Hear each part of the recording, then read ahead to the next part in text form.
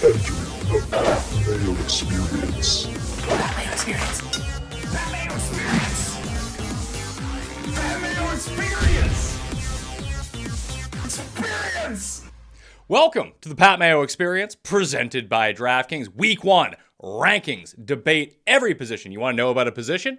Easy stuff. Hit the time codes. You want to get the list of the rankings? You can find all of those up on dknation.com. But for you, the loyal viewer / listener, well, I got that all figured out for you already. Just hit the description and all the hot links are down there right now. They'll be updated before the Thursday night game. They'll be updated on Friday afternoon when I do the injury report. And then once again on Sunday morning, to make sure that everything is right. Whenever the big injury barrage comes out, Pat Mayo will have your updated rankings for you. Reminder to play in the DraftKings Listeners League. That is almost full. It's rake-free. It's $15 to play, 3 max entry. That link is down in the description as well. And if you're looking for the injury report and updated ranking show and the waiver wire show that you're used to seeing on the Pat Mayo Experience, at least on the audio version, you get all the videos up on Mayo Media Network, so I highly recommend that you smash the like and subscribe right now. But the waiver wire and Monday Night Football preview, along with the weekend props preview and the full injury report and updated rankings, are now on the Fantasy Football Picks and Bets audio feed. You can find the links to those, but just by searching in the Apple Store on Spotify. That's easy enough. But I put them down in the description as well if you want to go find them. So that's what we're doing for right now. runthesims.com/Mayo. If you want to get a discount and use your own projections for everything. And joining me for the 9th year in a row, world, it's Jake Ciely from theathletic.com. What's going on, my man? What's up? Did it pain you thinking about it's been 9 years of this together? I can't believe that I've been doing this. This is year 13 for me in fantasy now. I was such a young man when this started. I know. I'm thinking back to those days and I'm like, man, I'm feeling the burn in like week 4 and 5 now, where it used to be like, week 12. That's when I need my second win. This is like, I need my second win in October now. Yeah, it's kind of crazy. Like, I used to stay up and write that flex column every single Wednesday night for Thursday release. I would start writing that, I think, around like 9 p.m. Eastern time, and I'd finish up around like 6 a.m., 7 a.m., and it would be live on the site at 9 a.m., and then I'd like go to work right afterwards. Funny what 24-year-old Pat can do versus like what 37-year-old Pat can do. It's not quite the same anymore. No, yeah, the 20s of being able to do this and be like, you know what, if I finish my article, so we do the midnight release, which I learned from you, and then I sit there and answer questions till 2 a.m., and then it's like, no, I'm going to go to sleep and hope this article publishes as it should at 12:01 a.m., and I'll check the comments in the morning now. Yeah, it turns out the stuff doesn't need to be immediate anymore at this point, but you know it needs to be immediate because we only have so much time. The people want to know about the Week 1 rankings. We're here. Like I mentioned, everything is down in the description, so let's get to it. Running back, number 1, Jonathan Taylor. For the week is coming in number 1 for me. McCaffrey, Eckler, Henry, Kamara, top 5. Dalvin Cook, Joe Mixon, DeAndre Swift, Saquon Barkley, and Najee Harris, Jake, are my top 10 for the week. Now, you can probably, as we've done on the show many a times in the past, the top 10, the top 15, maybe the top 15, then we have questions outside of that. Like, you're playing all of these guys. If you have 3 of these guys on your team's too good. Like, play in a better league. Actually, in my mind, before I joined this to do this, in my mind, it's like, this is going to be the easiest rankings ever because it's week 1. Like, you just go down who you drafted, and maybe there's a toss-up later in your draft, the wide receiver more importantly, but good God, yeah, if you're dealing with sitting any of these options, then like you said, play in a better league, play in a deeper league. I see a lot of people going down the 1 running back, 1 wide receiver, 6 flex routes these days, which I don't mind because it opens up to a lot of strategy, but still, I can't imagine sitting anybody. We haven't even gotten to the top 20. I don't know if you're sitting any side of the top 20. Well, we can talk about a few guys inside the top 10 here in a second. I do want to tell everyone right now, do you want free money? Of course you do. Who doesn't want free money? You can help me out severely. I already mentioned subbing to the YouTube channel, but if you subscribe to the Pat Mayo Experience audio podcast, even if you're just a video viewer, you have a phone. I guarantee you have a phone if you're watching this. If you're playing fantasy football, you definitely have a phone. So what you need to do is go sub on Apple Podcasts, Spotify, Stitcher, wherever it is, to the Pat Mayo Experience podcast, and just put on those auto downloads. I don't need you to listen to any of them, really. Just auto-download them. That goes a long way. But if you leave a 5-star review for the Pat Mayo Experience, make up something you enjoy about the show, even if you don't enjoy it. So 5-star review, and then something you like about the show, Twitter handle or email address, so I can contact you. On the Wednesday show next week, week 2, I'm giving away $1,000 to people. It's a draw. I'm not giving $1,000 to everybody. I don't want to go broke over here. But there's $1,000 in the pool, $500 to the winner, $250 straight cash to the 2 runners-up, and it's just people who have left these audio reviews. So please, stop what you're doing, go do this right now, and it would go a long way to helping me out. So please, you can help Jake out, you can help me out if you go rate and review and subscribe and put on those auto downloads for the Pat Mayo Experience audio podcast. I want to give away some money. Do you think I have Alvin Kamara too high at number 5? No, I mean, over 1 or 2 players, maybe, but no. Not against Atlanta, too. I think the bigger concern is that maybe they get up early and then you see a little bit more Mark Ingram just to keep Kamara healthy. But at that point, Kamara, we talk about that every year, Pat, is that people often make that argument. What if they get up early? And then it's the crutch argument of like not realizing if they're up early, they likely involve the starters getting up early with them. So I don't think it's too high. If you want to nitpick like, oh, Joe Mixon, or if you want to nitpick like, oh, you Najee Harris, because if they get behind, they're going to just dump it off more, like whatever it might be. No, he's not too high. I'd be nitpicking whether he was 5, 6, or 7. Do you have any qualms about the status of Najee Harris's foot? He has this Liz Frank injury. Apparently it happened that was weeks ago, but we just heard about it 2 weeks ago. Do you think that Warren gets involved a little bit more in week 1? Or, I mean, I like him as someone you need to stash anyway when it comes down to it, because as we've seen with the Pittsburgh running backs over the years, there's the workhorse guy, and then there is everyone else on the team. But Warren does seem like he's the next man up should anything happen to Harris. When you're dealing with a Liz Frank, someone steps on your foot, you're done for the season. So all of a sudden, Warren becomes a bell cow back and a guy that's going to be ranked inside the top 15 every single week. So listen, I'm not playing him in week 1, but I will have him on my roster. I'm not scared of Harris until I see something actually happen to him. I think that's the biggest thing is until we see it, which could happen in week 1. The interesting thing is right before we started recording this show, Mark Boley, which covers the Steelers for The Athletic, actually said that Warren is also likely to be used on special teams, which is part of the reason he's number 2, so that it actually increases the likelihood that you see Warren get snaps in a game, even if Najee Harris is okay. So you roll out Najee Harris. You cannot sit Najee Harris in week 1. The downside is if this Liz Frank issue is more than they're letting on. And yes, it was weeks ago, but I think a lot of doctors out there put the timeline at right around week 1. So maybe if he's 80% and then they ease off of him. But if they're behind because of the Bengals, whether it's Trubisky, who's starting or not, I mean, they're going to dump off to the running back. Najee Harris is a great pass catcher. Deontay's not 100%. Might be question. There's a lot of question marks with this team. But Najee Harris, if it bites you in the ass, you have to let him. That's weird. Let him bite you in the ass. But you have to week 1. There's no way on earth unless Friday rolls around. They're like, Najee Harris hasn't practiced all week. Then that's the only time that you have a concern. Yeah, and once again, you can get the full injury report up on Mayo Media Network in the Fantasy Football Picks and Bets audio feed. That's going to come out on either Friday evening after all the injuries are released, or I might just do it on Saturday morning, Jake, because then I'll actually know, right? I'm not guessing on some West Coast feed of guys that we don't know. Don't you remember last year? We were getting random injury reports 2 p.m. on Saturdays last year. It never stops now. No, it doesn't. But listen, if you're gonna do content, make a video, especially for podcast and anything like that. There's always stuff that you're gonna be late on in the interest of getting stuff out early. But I have found sometimes on Friday evenings that everything doesn't necessarily come out right away. That stuff will trickle out later into the night. So that was always my one fear about it. That's certainly fair. All right. Well, you want to get down to the next tier of guys here, because I got Aaron Jones coming in at number 11, Antonio Gibson at number 12, the much maligned Antonio Gibson back in RB1 territory for week 1. Fournette against Dallas, I was iffy on him. We can talk about him a little bit more. Chubb, Etienne, Junior, James Conner, Javonte Williams, Cam Akers, Devin Singletary, and Chase Edmonds, who I actually do like quite a bit this week against New England. So here's the thing. I think that we need to talk about Travis Etienne. It does appear like James Robinson is going to play, at least be active in week 1. Here is the sneaky thing, though, Jake.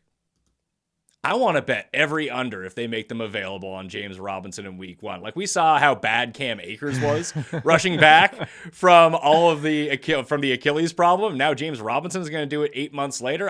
Listen, you might argue that James Robinson is a better talent than Cam Akers. I'm not the one who's going to be making that argument. If you gave me 2 completely healthy running backs, give me Cam Akers for my real life football team every single time. And listen, I make poor decisions all the time. Maybe I'm wrong. But you have a guy who just missed a year, who's essentially a rookie, very fresh legs with his college quarterback, versus a guy who's, I don't want to say he's a jag, just another guy. He's slightly above that. He's proven himself to be pretty good. But like over, under, I don't know. 6.5 carries for James Robinson week 1 if he's active. I probably lean to the under. Yeah. It really, like this. Like, let's remember these aren't the only 2. Remember Deonta Foreman? Remember when he was light years ahead of the recovery from his Achilles back in the day with 17, 18? And like, I know people are going to like sit here if they've seen any show with you and me or any of my work, they're going to be like, well, you're sitting here telling us to be positive on Cam Akers. Well, yeah, because he came back and they immediately gave him bell cow work despite coming back in 6 months.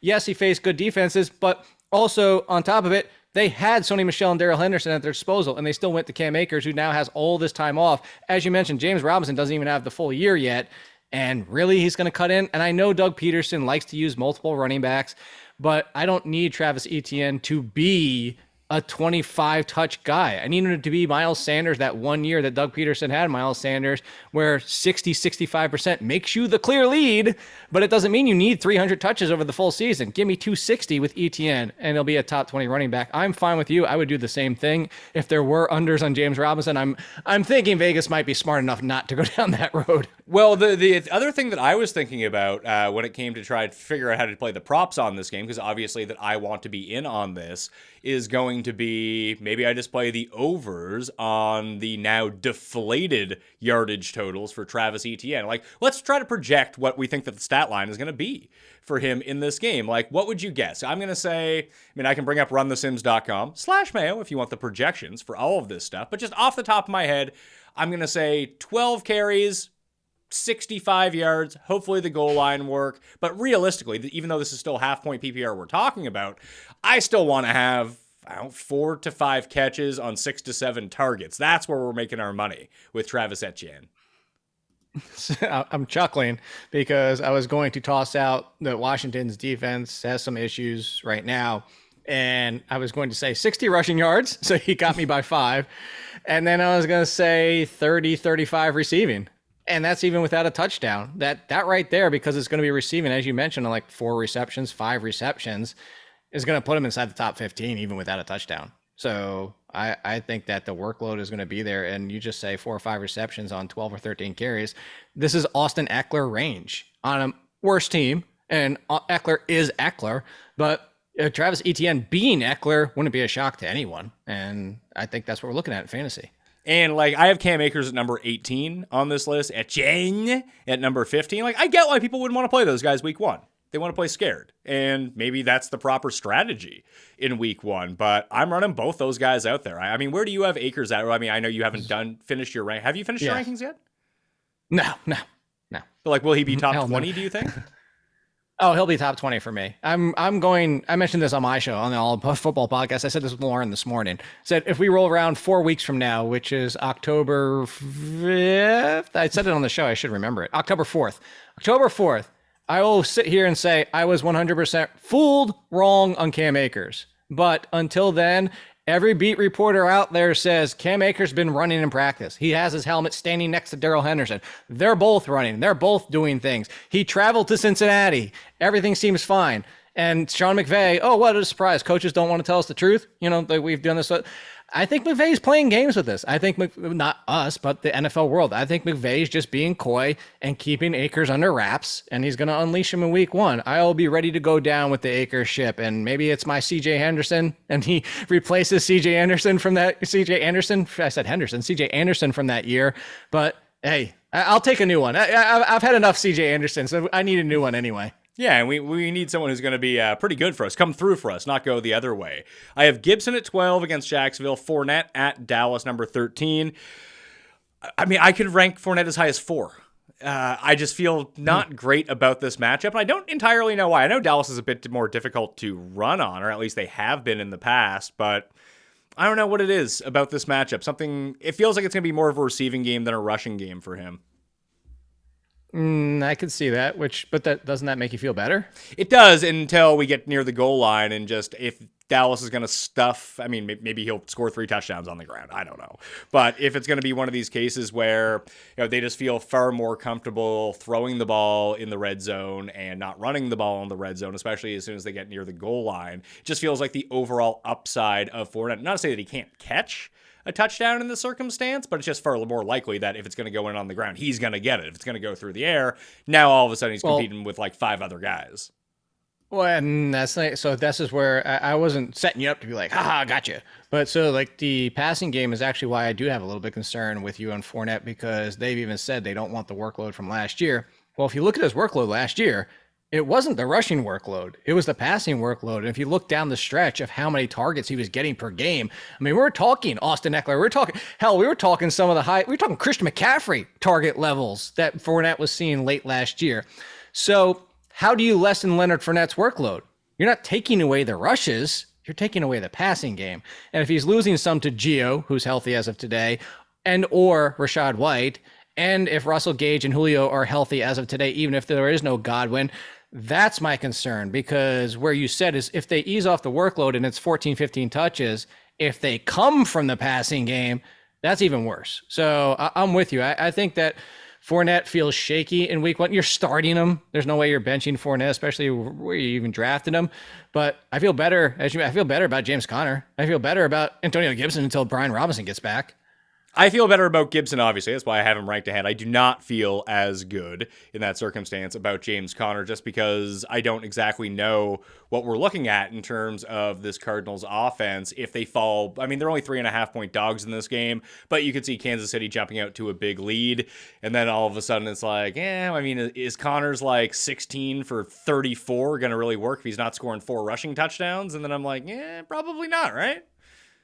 I still think you look at that workload that he sees in the passing game, especially with no DeAndre Hopkins, and I think it's very similar conversations, but I think Fournette's more likely to lose his than Conner is his.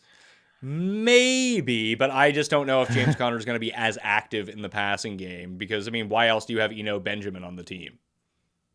Because you needed backups behind him with Darrell Williams. I mean, you need depth. I don't know that Benjamin's sure, but I mean that feels like his primary role here. It's like last year when we were talking about Tampa Bay. It's like, of course Gio's going to do this, and of course Keyshawn Vaughn's going to be the receiving back. And they were like, well, the only guy who knows how to block is Leonard Fournette, so he's going to be in there. I kind of feel like that still might be the case this year, and they can talk about scaling him down as much as they want, but when it gets into a situation where Brady needs a back to block for him, he's going to be in the game. That's true. So, anyone else on this list? Are you good with Chase Edmonds at 20, Singletary at 19? I'm trying to think like who I could possibly put in front of him. Well, here, let's go. Let's drop down to the 21 to 30, going. And we can see who's on the go there. So we have. Let's see here. Who do we got? We have Elijah Mitchell at number 21. Clyde Edwards-Helaire at 22. Rashad Penny, that's assuming Ken Walker doesn't play, at 23. And we're probably not going to know that until Monday night, unless something pops up over the weekend.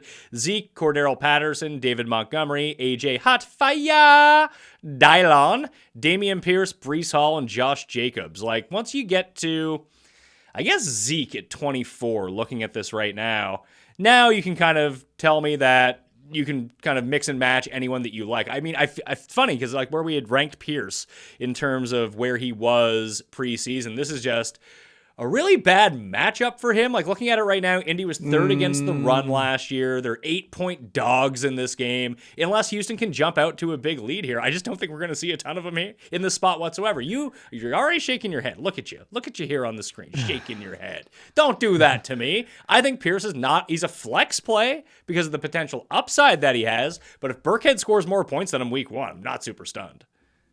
Well, so here's where I'm going to go with that. So we now call him Shaquille Leonard instead of what he used to go by. But no Darius Shaquille Leonard for the Colts. They got destroyed on the ground by both the running backs and Kyler Murray in that game when there was no Darius Leonard, Shaquille Leonard. I'm not saying I'm putting all weight into one game, but that's a big factor. I mean, we go back to the days of who was the one on the Bears? Oh my God, every single time he was out of the game, it's like, oh my God, start your running backs. Oh, Akeem Nicks, wasn't it? Yes. And there was one before him too, but yeah, Hicks was the most recent one, but it's just like, it was such a big difference. Again, I'm not saying Leonard's going to be that big of a difference, but you talk about the workload. I know you differ a little bit because we had that ranks conversation on Burkhead and that, would it shock you that Burkhead was the most valuable at the end of the season? It would for me. I would start Dameon Pierce over both of them, and I would start Elijah Mitchell if healthy. Mitchell's a big question mark, but if healthy for week one, I keep going down this road of Elijah Mitchell's workload, even with Trey Lance, is phenomenal. I know you're concerned about the touchdowns, and I do agree with you, Elijah Mitchell, but I just think you're talking about the workload is going to be all Elijah Mitchell, and that's why I would go a little bit more than Singletary, who could be a complete committee in that backfield. And then Edmonds, you talk about a complete committee. There's talk covering the team from Dave Richards, CBS. He was saying he's been paying a lot of attention at the camps and everything like that. They want to use all four. That's why they kept all four running backs. Yeah, exactly. Because here's why, and this is what he said. They like speed, and they want to keep every single one of them 100% healthy. Not healthy, 100% fresh. They're almost rotating defensive linemen at running back. It's like, all right, if you're starting to get tired, you're off the field. Next one's coming in, Raheem Mostert. All right, you're tired. Next one's off the field. And so basically, it's like, if you get a 30-yard run, you're going to come off the field. So that's my concern there. Okay, so I have Chase Edmonds at number 20 right now. I felt like his pass catching prowess might really come into play against the Patriots. I think so too. But yeah, I mean, if he's going to be in even a three-way committee, that's not exactly what I'm looking for. So where should I bump him down to? You didn't really sell me on Pierce the way that I wanted to, because I do think that the situation between the Cardinals and what this Texans team is going to look like is a little bit different. When you have the viable rushing threat of Kyler Murray, we've just seen with rushing quarterbacks that opens up so many lanes, and we know the Texans do not have that with Davis Mills, so everything is going to be incumbent on Pierce to get it all done himself without taking any of these backup defenders out of the box. He's still going to have to beat them. I still like him as a flex, like I said, but he's down at number 28 for me. Where would you drop Edmonds to? I have him at number 20 right now, so let's take a look at the 21 through 30. Would you go Cordarrelle Patterson or Chase Edmonds?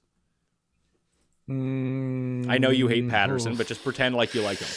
I don't hate him. I'd probably go Edmonds on the upside for the fact that Cordarrelle Patterson's peaked in a share. I think if everything goes wrong, well, I guess right, and depending on which way you're looking at it, if Edmonds surprises us and gets 60% of the workload, I'd rather just go with Edmonds. Would you rather play Zeke or Edmonds? Zeke. Okay, so it's probably right there then. Number 24 makes sense. Would you go Montgomery or Edmonds? Flip a coin. Okay, so yeah, I think that makes some sense. I'm going to go Chase Edmonds. Especially against San Francisco. Yeah. Flip a coin on that one. I mean, it's really funny. I was trying to figure out, and we'll get to this when we get to defenses, obviously, because we talk about defenses on the show. Hit the time codes or hit the ranks if you want to see them. That it's not so much in a season-long purpose because there's just no need for it. But for daily fantasy, I was like, you know what? I might just play Chicago's defense. All I've done is just harp on how bad Chicago is all year, with the one caveat being maybe Fields takes this amazing leap and he's awesome. There's that one. Or doesn't Chicago D just feel like they have the propensity to be the weirdest luck box defense? We've seen it way too many times anyway. Then you have Trey Lance. Maybe Trey Lance is just no good, and there's 5 picks in this game. Anyway, well, that's your path. Is that Trey Lance throws 3 interceptions, fumbles one as he runs too much, and yeah, that's your path. Sacks on top of it. That's your path to the Bears defense. Yeah, and I was only thinking about it on DraftKings because they're so cheap, and I know no one is going to play them in that spot. But the one thing that I came back to, and we'll talk about this because, I try to collaborate with you. It's the one thing, you're the second most accurate ranker in the world on fantasy football, at least last year. So the first loser to our guy Ratcliffe in terms of accuracy in rankings. Does he ever let you live that? You guys do a show together, the most accurate show in the world. No, we don't anymore. He doesn't give you crap anymore? I'm so accurate that I'm tired of this number 2 guy dragging me down. I'm off the show and doing my own now. So he left me. That's how much he's not letting me live it down. Yeah, see, he doesn't want the competition. You came second last year. He doesn't want you beating you this year around. Maybe we can do that by collaborating on the D ranks like we always do. It's the one thing I'm actually decent at ranking. But I just feel like San Francisco is going to run so much in this game that I'd rather take the Cardinals defense because they're going to face 45 pass attempts, and maybe someone tips a Mahomes pass, and that's just worth more than anything the Bears can cobble together. I think I know we're just all of a sudden pivoting into defenses, but that's why I'd rather take a chance on the Jaguars defense. And they have some talent on that squad. And what we're all of a sudden knowing Carson Wentz again, we're doing this Carson Wentz thing again. And that offensive line is in shambles. And Carson Wentz will take shots he shouldn't, even though he had a nice touchdown to interception ratio last year. But he gets sacked a few times. Jacksonville actually runs up the score somehow in that Washington defense. I just told you how the Jaguars pay off. Absolutely. No, I'm completely on board with that. So the rest of the running backs, we can make the case if there's anyone that you want to highlight. Don't have the graphic up. We're only doing top 30 in graphics this year. Just don't need to do the extra work. I've already screwed up the defense one. I forgot the Colts on it. They're updated in the rankings, so don't worry about that when you're following along. It's just easier to open up the page and just follow along. So you have Damian Harris, Tony Pollard, Melvin Gordon, Miles Sanders. I have Dobbins out. Do you think Dobbins is going to play? I'm leaning towards out the way that he looked, unless he's did he know the camera was on him and he's just playing us? Because that was he legitimately did the drill and was limping back to the line of the drill line. They bring in Kenyon Drake. We had that conversation last week about Mike Davis and Kenyon Drake. I don't know if they need to force the issue. The thing is even if you put him in the ranks, I wouldn't put him any higher than where Saquon Barkley finished week 1 and 2 last year. And that was unstartable because it's going to take time for him to get back to 100%, and they're probably not going to lean on him that much. And if it's ineffective not leaning on him that much, you don't even want to start him. The other one would be with Mike Davis. So I went through this on the Monday show on the Fantasy Football Picks and Bets feed. The video's up there right now on Mayo Media Network. Sub to the channel. Smash the like, by the way, and leave that rating and review for the $1,000 giveaway. What, you don't want money? What's wrong with you? I'm trying to give you some, so help us out here.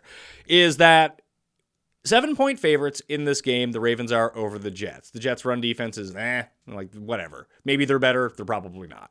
But I expect, I guess it depends on what your expectations of this game are overall. If you think that Baltimore jumps up big early, they're going to run the ball a ton. If they're running the ball a ton, I think it's way more Mike Davis. The more competitive this game is, I think it's more Kenyon Drake. Does that make any sense to you?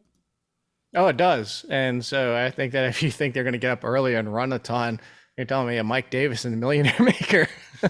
Well, that's the whole point. Could you imagine after last year if somebody wins the million with Mike Davis? It would make the most sense based on how he screwed over anyone who took him a year ago. But I walked through on Run the Sims these different scenarios. And that's what I love about Run the Sims, is that you can customize each game in the percentage any way that you want.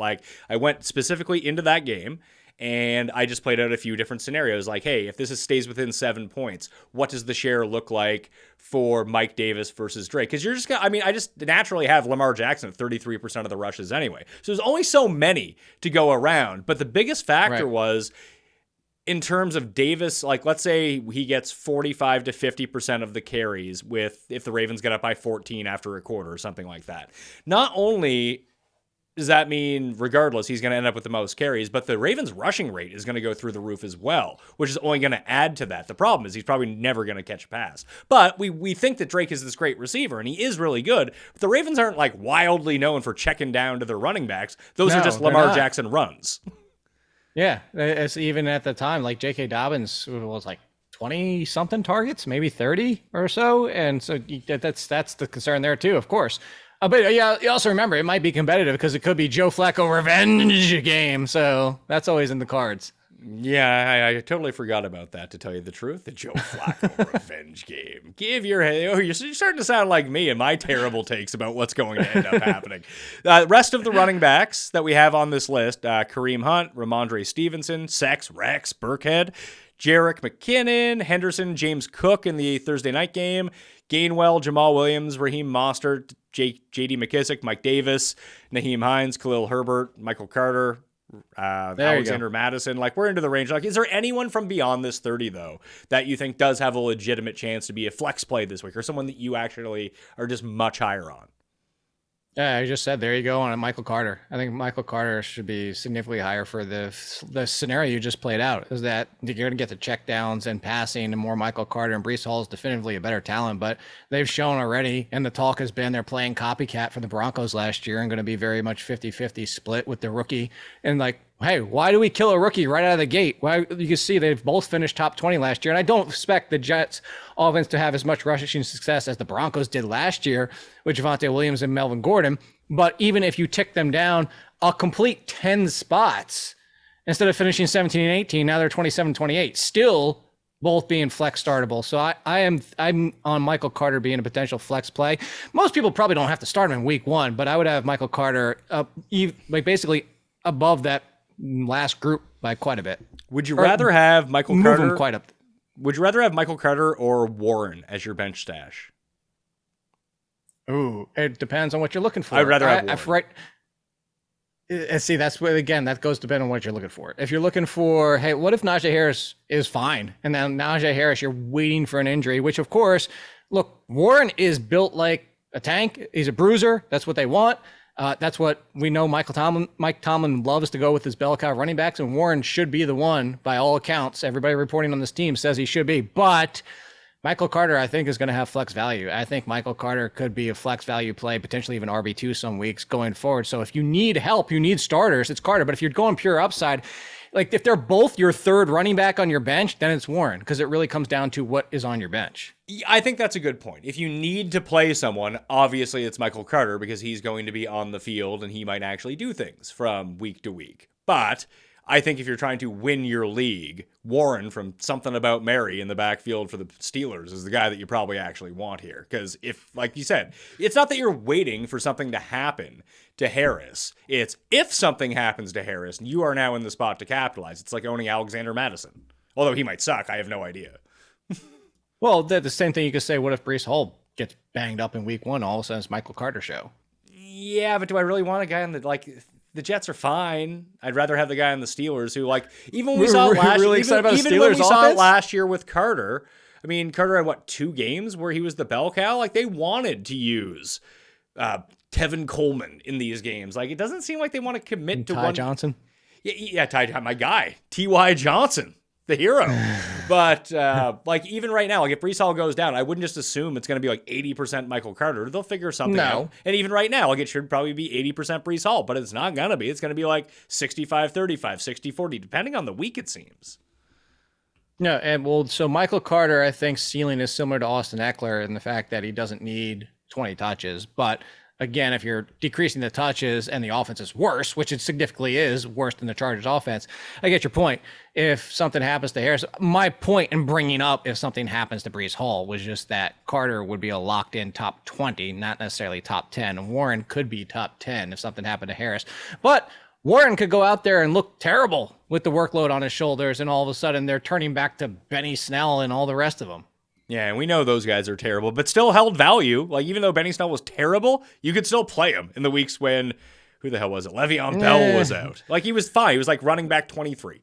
They tried to sprinkle in Anthony McFarland, and they bell cowed it, or not bell cowed. They committed it sometimes when all those options sucked. It's just that was the problem. They all sucked.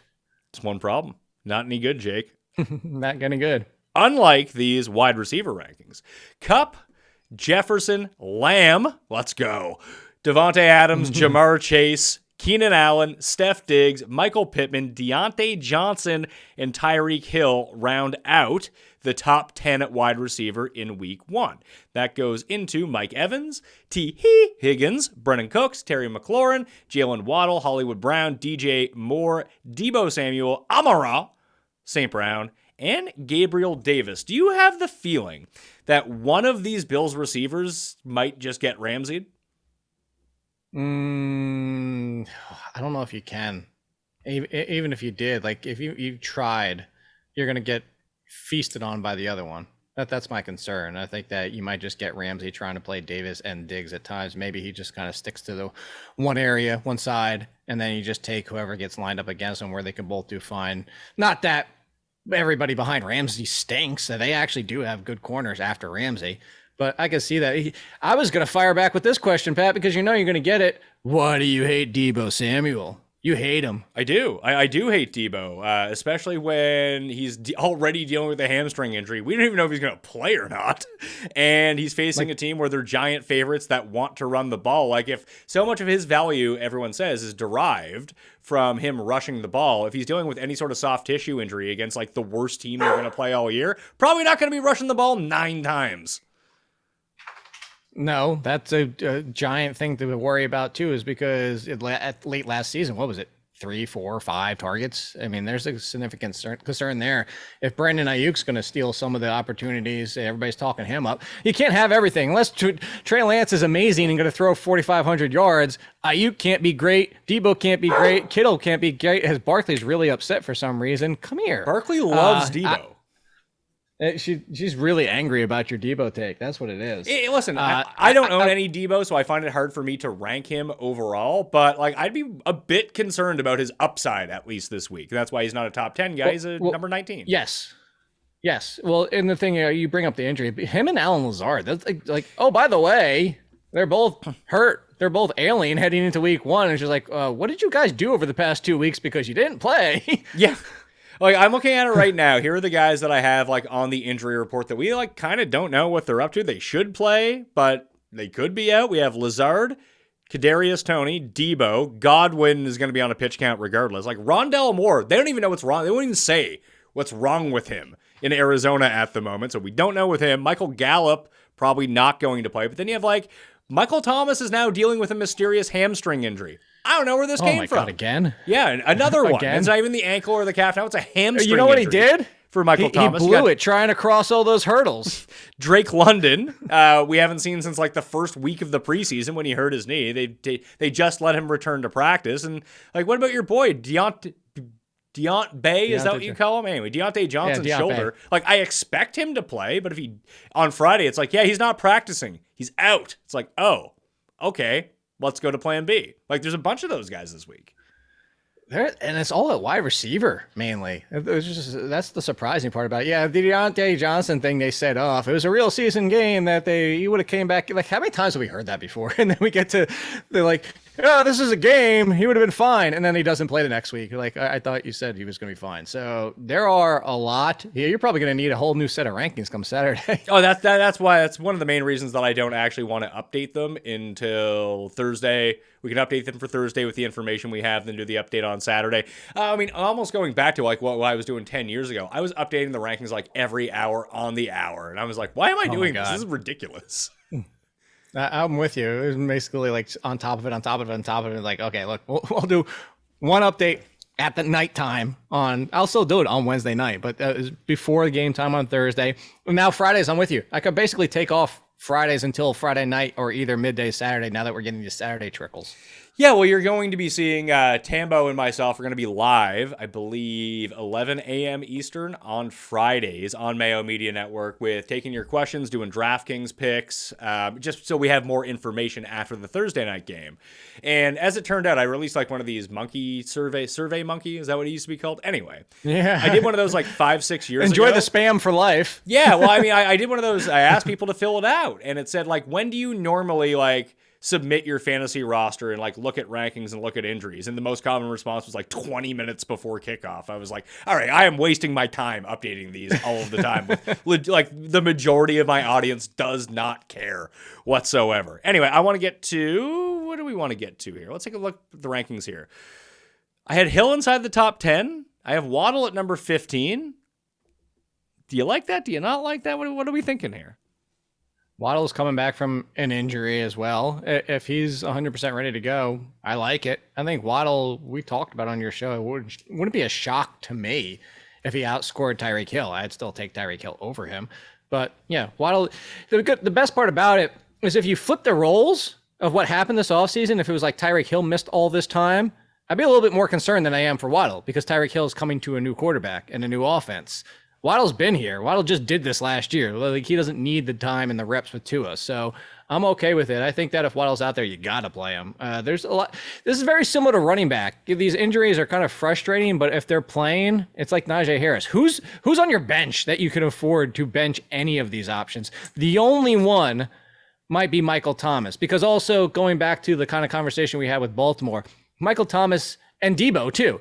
If Michael Thomas with a hamstring and he's not 100%, and the Saints have no problem with the Atlanta Falcons, Which they will. and just just because, of course, well, they're going to destroy so many Week 1 survivors. The Saints over the Falcons. I bet the Falcons at 2-1 to win that game. Did you? Yeah. So, but if it isn't competitive and it's the Saints and the Saints defense is what people expect it to be and Mariota struggles, then Thomas probably doesn't even see much in the second half. Yeah. Don't forget to get your Falcons plus 800 to make the playoff bets in right now at DraftKings Sportsbook, because that's a thing that's happening.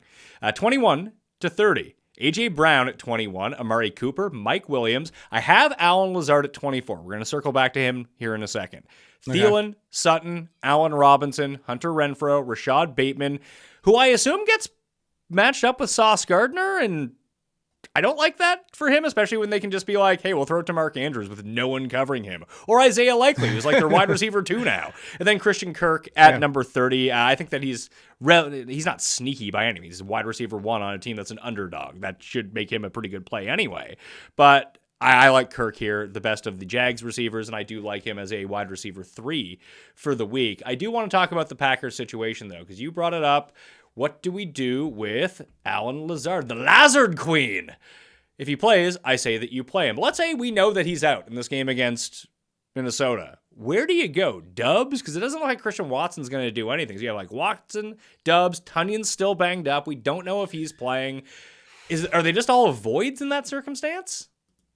No, what week is it, Pat? It's week 1. It's Sammy Watkins time. That's just Sammy. That's all it is. This is 3 touchdowns. DK millionaire maker. This is I'm telling you. But kidding aside, he's healthy. I would go Watkins. I know.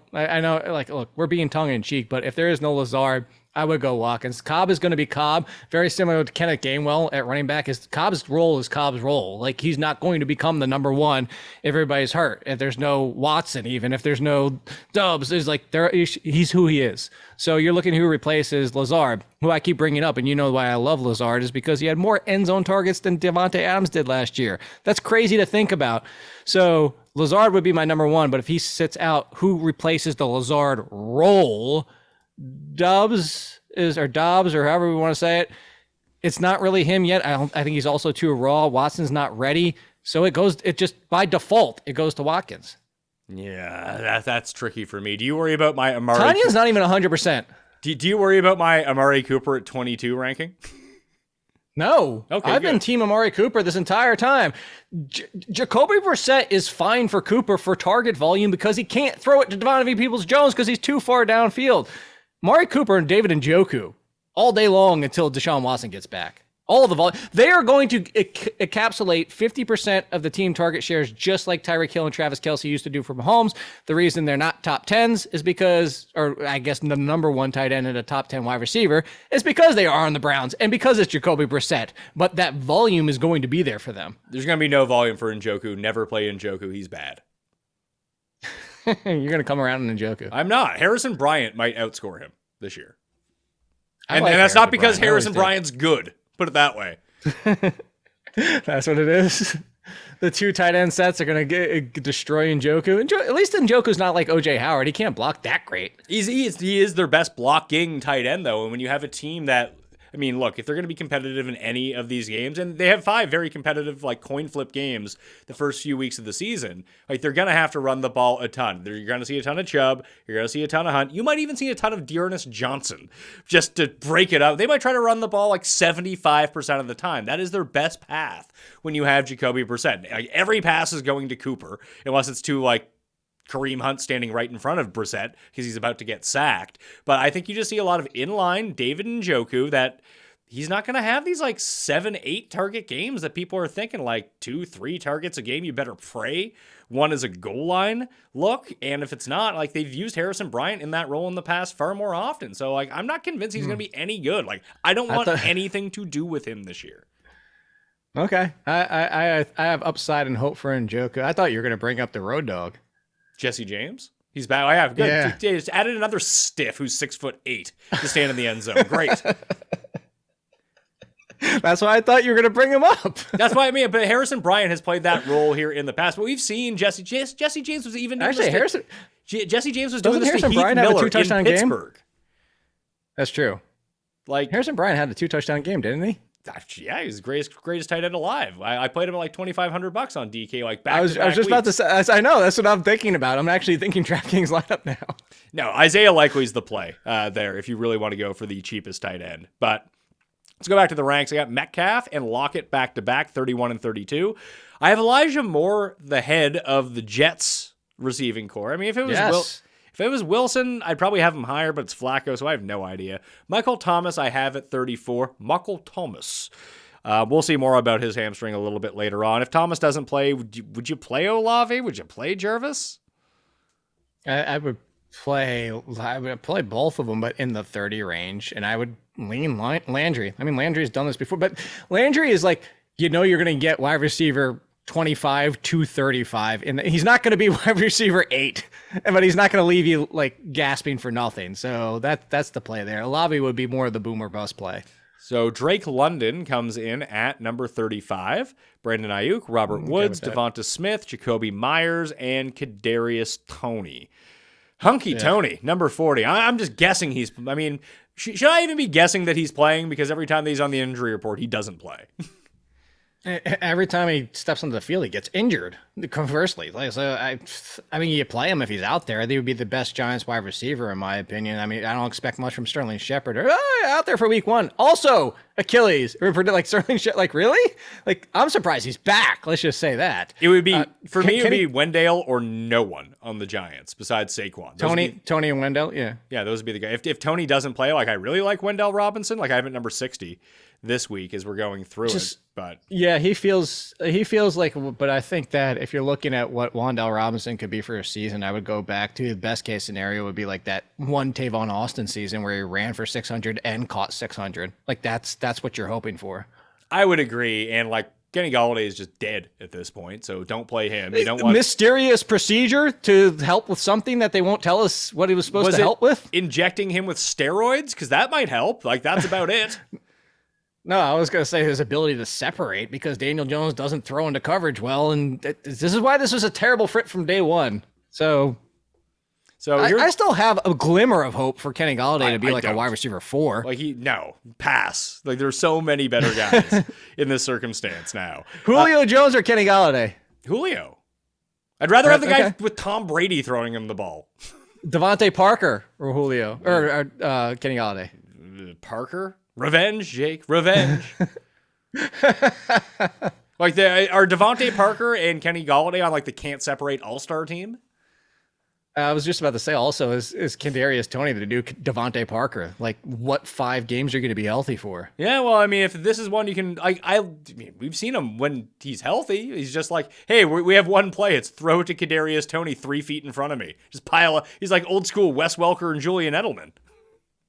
By the way, I know we didn't talk about it, but is Derrick Henry just going to run for 200 yards in week 1? Yes, absolutely. Like I was looking at the spread. The Titans are only favored by 5.5. And even on DraftKings, like when you pump out the optimal lineup, like Daniel Jones is so cheap on DraftKings, and so is Toney, and so is Wendell, that their triple stack makes a ton of sense. But no one wants to bring it back with Derrick Henry. It's like, what? How are these 3 breaking the slate? But Derrick Henry is also doing nothing on the other side of the ball. Like, that doesn't compute with me. Like, it's crazy. It shouldn't. People are, like, legit writing off Henry like he sucks now. I know. They're like, 1,500 touches in the NFL. He's dead. And I'm like, well, let's talk about all the myriad of running backs. Then, yes, we're talking about some Hall of Famers when we bring up these names. But you start with, like, LaDainian Thomas and Adrian Peterson. But you can even go down to a further list of guys that are, like, fringe Hall of Famers who went 1,500 touches and then still continue. Marshawn Lynch still continued to produce after 1,500 touches. If Derrick Henry is one of the best running backs of this current time, why are all of a sudden like, 1,500, he's done. He's toast. He's trash. He's not 6'4", 260 pounds and a freak of nature, but he's done. It's funny because for years, I mean, and especially at the beginning when he was putting up these like wildly inefficient numbers, and like eventually you just say, he's different. And this is what he does. And eventually one day it's going to stop. But jumping on Derrick Henry after being out on him for his like first huge year. I think it was the year where everyone had dropped him midseason. And then he had like the 5 games at the end of the year where it was like 200 yards, 200 yards, 200 yards. After that, I was like, screw it, I'm in. Like, he might burn me, but like, let's go on Derrick Henry. And just every year, people want to find reasons to even increase his receiving role. A year ago, before he got hurt, he was on pace for like another 2,000 yards last year. And his yards per reception, too. So it's kind of crazy to me. So here's some of the guys that I have outside because, like, no Juju, no Darnell Mooney tunes, like guys I just really don't like whatsoever. But looking at it right now, I got like Boyd, Judy, Mooney, Gage, Juju, Marv Jones, Jalen Tolbert. They're at from 40 to 50. They're in that mix. I don't know whether or not Isaiah McKenzie is going to play. I don't know whether or not Rondell Moore is going to play, but they're in decent situations. If you get no Moore, no Zach Ertz, AJ Green becomes somewhat viable in deeper leagues, I think. Sky Moore, Claypool, Traylon Burks, who I think is actually a good DraftKings play week 1, just to see if there's actually something there. And this is all like the Jamar Chase situation last year where, oh no, Jamar Chase sucks, can't play Jamar Chase. Oh, 200 yards, great. And again, that's against the Giants, who are terrible. Kendrick Bourne, Robbie Anderson, Josh Palmer, Corey Davis, DJ Chark, Chris Olave. Like, all these names are in here. I guess Mooney and Juju are probably going to be the ones that people really are mad aren't up there. Yeah. Screw it. I don't think that they are in good situations. I don't think Juju is good. I'm willing to be wrong about all this, but these are stances that I'm taking that I didn't draft these guys. I'm not ranking them inside my top 40. Give your head a shake. I would play Juju Smith-Schuster and have a debate about that one. Darnell Mooney, I don't mind as much because of the matchup, and even if Chicago's behind, you just take away Mooney and ask Chicago to try to beat you with anybody else, and the San Francisco defense could just they have the ability to take away Mooney. They do, and just get to Fields 24/7. Let's move to tight ends. We'll try to wrap this up here. We got Travis Kelce, number 1. Andrews, Pitts, Dalton, Schultz, Kittle. Me Timbers, the top 5. Waller, Hawkinson, Higbee, Goddard, and my favorite, Jake, Pat Firemouth at number 10 against Cincinnati. Then we go down to number 11. And who do we got at number 11? Zach Ertz, if he's playing. Dawson Knox, Cole Kmet, Irv Smith, Robert Tonyan, if he's playing. Austin Hooper, Isaiah Likely, Noah Fant, Daniel Bellinger, and Big Albert O. Like, Trey McBride would likely step into the Zach Ertz role. I don't know. Like, would you have any confidence starting him? Like, I don't want to start Daniel Bellinger at the same time, but, like, if everyone's going to be out for the Giants, like, someone has to catch a pass. Yes, but I would go with the better team, better quarterback, and actually better tight end prospect in McBride over Bellinger if that was the case. I would agree with you on that if Zach Ertz sits. Problem is that's a later game on Sunday, and we're probably not going to know. Right. So you do have to factor that in. The one guy that I didn't have ranked inside the top 20 that I'm coming around to is just because I see how it's going to play out on DraftKings this week, is the Joe Burrow stack is going to be super popular, and people are like, oh man, do I play Boyd with Chase or Boyd with Higgins and leave one of them off? And then all of a sudden, Pedigree, Hunter, Hurst, Helmsley is coming out, or Hayden Hurst Helmsley catches like 3 touchdowns. Just, it's a good spot for him. Like, Uzama was good last year. It was in spots. I'm not going to chase the 4th option on the team. That's that's always going to be my gripe with Hunter. You made me say it. Hunter Hurst, Hayden Hurst. You tripped me up on that one. Thank you very much. I like some of the names you mentioned more. I'm a huge on Irv Smith this year. Austin Hooper, I think, is in a good spot against the Giants, who, by the way, weird roster construction with their linebackers, and they run a 3-4, but if you look at the way that it broke down, it almost feels like they're like in a 3-3-5, and they struggle against tight ends in general. So I think they're in play. Cole Kmet, and probably doesn't score a touchdown, but 7 for 70. So there's other ones in play before I even get to Hayden Hurst. It wouldn't shock me. You're playing Hayden Hurst if you're hoping for a touchdown. Yeah. The same way as you're playing for Robert Tonyan. And all. It's like the opposite end of them would be like Evan Ingram, who goes 6 for 66 and 0 touchdowns. And yes, I brought up the 6 for 66 because he's the devil. I have Hurst at 21, Hunter Henry at number 22. Your boy, David Njoku, 25. He sucks. Get him a worse place. Where do you have Jonnu Smith? I wouldn't be shocked if Jonnu outplays Hunter Henry until he gets hurt. Yeah, 26. Like, I don't want to start either of these guys. No, but I think that Jonnu could be the more valuable play until that happens. I think people already forgot about him. And then I poured one out, Pat. You didn't mention his name. I feel like you were on him too. I poured one out as soon as they signed O.J. Howard. Brevin Jordan. Yeah. Yep. Yeah. Maybe he'll shock the world and be excellent. Yeah, he would have to learn to block. That's the problem. That's it. Like, no, O.J. Howard's not going to catch a bunch for everybody out there. The problem is he's taking snaps away from Brevin. How do you feel about Isaiah Likely in this situation? Because it doesn't seem like he's past Devin Duvernay or that guy who rides his Porsche, James Porsche. We don't need to learn his name for real. Or Tylan Wallace. Yeah, but it seems like Likely could be the third receiving option on this team. Oh yeah, the number 2 wide receiver, quote unquote. Yeah, I can see it happening, especially when they run they run 2 and 3 tight ends on the field sometimes. So I think it could definitely happen because Isaiah Likely, the skill set, the biggest thing was at the draft time when I said this, like I loved Isaiah Likely. Like Isaiah Likely on the Giants would be getting a lot more attention before we just recently started to see Likely dominate in the preseason, because he was in a situation like McBride. McBride's a great one too. It got buried. They got buried on teams where they have to move their way up. It was never going to get past Mark Andrews. But if they're going to use him this way, I think they could use him like they did with Drake London last year with the Falcons, is that he's out wide. And now he is kind of running wide receiver routes. You mean at Kyle times. Pitts? And in that case, what did I say? Drake London.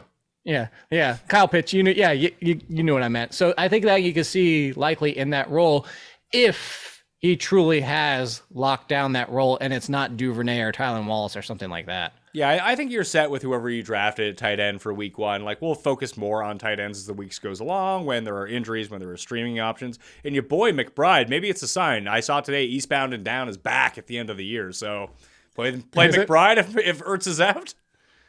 There you go. Are you going to start calling him Danny? Maybe just call him Kenny Powers. Quarterbacks.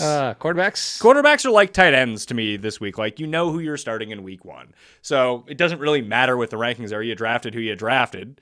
Allen, Mahomes, Lamar, Hurts, Herbert, top 5. Brady, Burrow, Dak, Stafford, Aaron Rodgers comes in at number 10. I really like Rodgers against, like, people are just like, oh, Minnesota's going to win. Minnesota's so good. It's like, yeah, just watch the game and watch the Packers beat them. Like, that's par for the course. Russell Wilson, Kyler, Trey Lance, Derek Carr, Kirk Cousins, Daniel Jones, Trevi Lawrence, Matt Ryan, Tua tags, and the goof, Jared Goff at number 20. Those are the top 20 for me. I mean, you can make your case that certain guys should be 13 instead of 21 or whatever it might be. Here's the thing. Unless you play quarterback or super flex, it really doesn't matter. No, you're not playing those guys. The only ones that you might dip into is like 13, 14, 15 in case some of the people in your league took 2 quarterbacks, and then maybe. Yeah, so then you can pick up Daniel Jones and play him. Trevor Lawrence. Yeah, or Lawrence. I mean, if you want to go Lawrence over Jones, no qualms with that whatsoever. There's a problem with Daniel Jones. Not any good? He's not any good. Maybe he can run. And so can Trevor Lawrence. Actually, very similar potentials on the rushing side of things, 400 to 500 yards. Well, let's talk what we're here to talk about. Defenses. I got the Niners at number 1. Ravens, Packers. Oh, that's it. Yeah. Yeah. Niners, Ravens, Packers, Titans. On the graphic, I have the Browns at number 5, but actually the Colts are at number 5 against the Texans. Then the Browns, Panthers, Bengals, Eagles, Saints, and Chiefs. That's the top 11. And then we get into the Rams, Dolphins, Bills, Commanders, Broncos, Cowboys, Bucks, Cardinals, Chargers. We're into like the 20s now when it comes down to it. Yeah. So if you really need a sleeper type defense, that's where we could be looking at, though. But I mean, I think everyone's going to be kind of lockstep that the Niners are number 1 this week. Ravens against the Jets. Like, the big favorites are always good defensive plays because they're presumably better teams facing bad teams that now all of a sudden have to throw a ton because they're likely to be behind in these games. So, which is why I love the Bengals this week. I like the Bengals as well. I'm with you on that. Yeah. So I plugged them in a couple of DraftKings lineups, even though they're a little pricier than the bottom basement guys. I mean, the Titans for me are the ones because people love, and so many people are using the Giants guys that I think they might overlook the Titans. Like, oh yeah, they lose their star linebacker. They're still facing Daniel Jones. That's a good point. So sleeper, I'm just trying to see who are the sleepers here. Like, I guess, yeah, the Bengals. I mean, do you think that many people are going to go Browns, Panthers? Like, I think both those defenses eat up the other quarterback. I think the Browns are a really good play too, but I think that's the converse side of it is that like people are not looking at the Carolina defense because it's like, oh, the Browns are just going to run. And that's certainly possible, but still Jacoby Brissett's he's going to keep it short. So I think Carolina's sneaky, but I would go Browns before I went them. Yeah, I mean, I have the Browns at 6, the Panthers at number 7. Like looking at it from last year, Dolphins are in play too. The Dolphins are in play, but Mac Jones doesn't feel like a real make a lot of mistakes, and that leads to fantasy points. Maybe I'm wrong about that, and I just have a misconception in my head about him. But, I mean, how much of the good Dolphins pass rush was Brian Flores? True, but also how much of the terrible Patriots defense or offense is now this conglomeration of Joe Judge and Patricia? That could be the case as well. So just looking back using the DVOA and adjusted sack rate for a year ago for defensive lines, Chicago was actually the best in the league at 9.6%. Here was the problem. No one ever really passed against them, so they didn't have a ton of sacks because you didn't need to. Right. Then it was Pittsburgh, the Panthers, 49ers, Dolphins, Saints, Bills, Rams, Vikings, Titans. That Titans, I mean, there's no Chase Young, so the Commanders are going to be down. But then you have like Dallas and... I mean, the Patriots defense isn't a terrible idea. Probably not for season long, but if you wanted to get real sneaky with the DraftKings D, like, there's not enough to and on hate out there that people are going to be like... They'll fade the Dolphins people because they don't like Tua, but they won't play the Patriots defense against him. Well, and I'll give you one other too. What might not be the worst idea is the Chiefs against Kyler. When we've seen the effect of Kyler and no Hopkins, and I know they brought in Marquise Brown, but Kyler gets a little bit crazy and reckless when he doesn't have Hopkins out there. Oh, yeah, they're inside my top 12 this week. Like, I expect them to. They're going to face a fast-paced team that's going to throw 45 times. Like, I love that. I don't care if they give up 30 points. Yeah. That's what I'm looking for in that circumstance. All right, so we seem pretty lockstep about this stuff. Yeah. I mean, we've been doing shows all summer. Probably a bad sign. What's that? I said, which is probably a bad sign. Yeah, that's never a good thing when it comes down to it. When are your rankings coming out? That's to be determined. It normally is midnight Tuesday. It might be during the day on Wednesday now. You will find out tomorrow, or you'll find out in a minute. I'll let people know. Well, you can catch all of Jake's work at theathletic.com, at AllInKid on Twitter, and you can find us every Tuesday on Mayo Media Network and the Pat Mayo Experience audio podcast feed. All the rankings are down in the description, by the way, and they're going to get updated throughout the course of the week.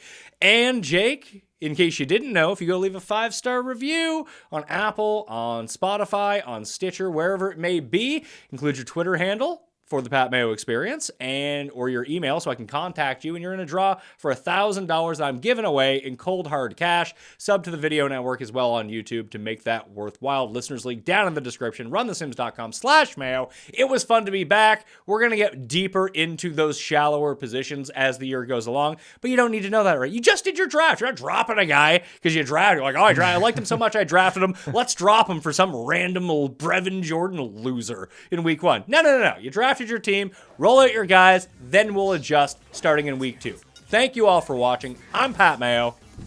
I'll see you next time. Mayo Experience! Experience!